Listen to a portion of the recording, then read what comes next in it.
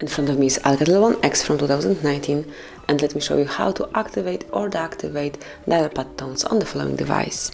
So at first, just open your phone dialer, go to keypad, and as you can hear, right now it is active, so smoothly remove it, and if you want to change it, just open the settings, then find and select